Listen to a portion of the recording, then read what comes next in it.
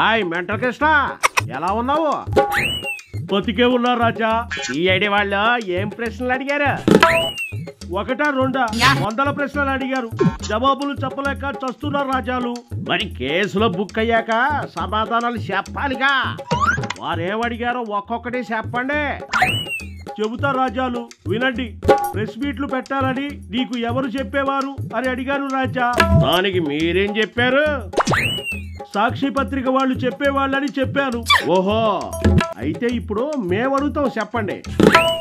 అడగండి రాజాలు. ఆ పత్రికలో మీకు పర్టికులర్ గా ఎవరు చెప్పేవారు ప్రెస్ మీట్లు పెట్టమని? వారి పేర్లు నాకు తెలియదు రాజా. అయితే మీకు ప్రెస్ మీట్లు పెట్టాలని అప్పటికప్పుడు చెప్పేవాళ్ళ? అప్పటికప్పుడు కాదు, ముందుగానే చెప్పేవారు రాజా. మీరు రైటర్ కదా, మీరే కథ అల్లి చెప్పేవాళ్ళ?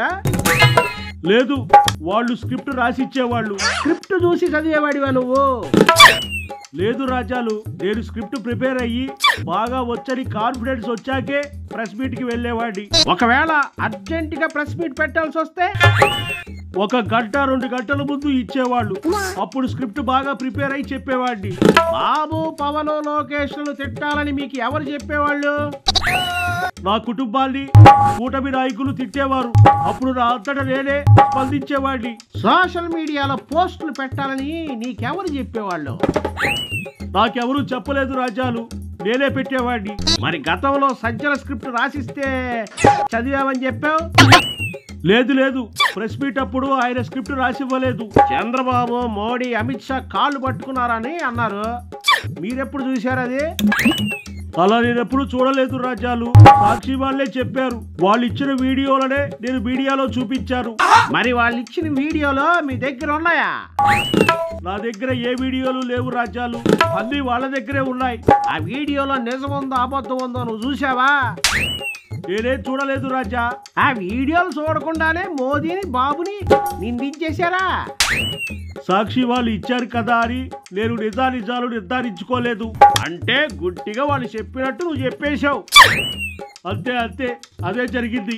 అంటే వాళ్ళు ఇచ్చే డబ్బులు తీసుకుని వాళ్ళు ఏది చెప్తే అది చెప్పేశావు. మీరేంటి రిపోర్టర్ రాజాలు, సిఐడి వాళ్ళ కన్నా ఘోరంగా అడుగుతున్నారు ప్రశ్నలు. సిఐడి వాళ్ళు అడిగేదానికి ఒక అర్థం ఉంటుంది. మేమేం అడుగుతామో ప్రశ్నలు మాకే తెలీదు. మీరేం అడుగుతారో మీకు తెలీదు. నేనప్పుడు డబ్బులు తీసుకుని ఏం మాట్లాడారో నాకు తెలీదు. ఆంధ్రప్రదేశ్ లో ఉన్న స్టేషన్లు మొత్తం చూస్తున్నారు కదా, మీకు ఎలా అనిపిస్తుంది? కోసాలు కదలకుండా చూపిస్తే బానే ఉంటుంది. ఇక్కడ బాడీ బెడ్ తీస్తున్నారు.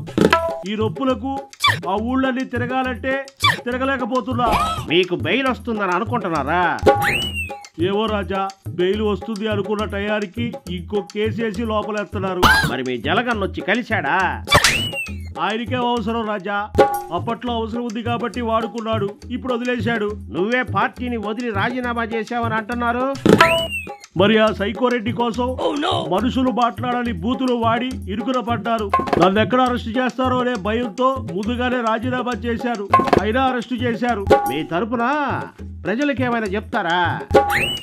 ఒకటే చెప్తా రాజా, డబ్బు కోసం కకృతి పడి ఎవరికి భజన చేయకండి, బూతులు తిట్టకండి. రేపొద్దున తేడా కొడితే అప్పుడు పెద్ద బొక్క పడిపోద్ది.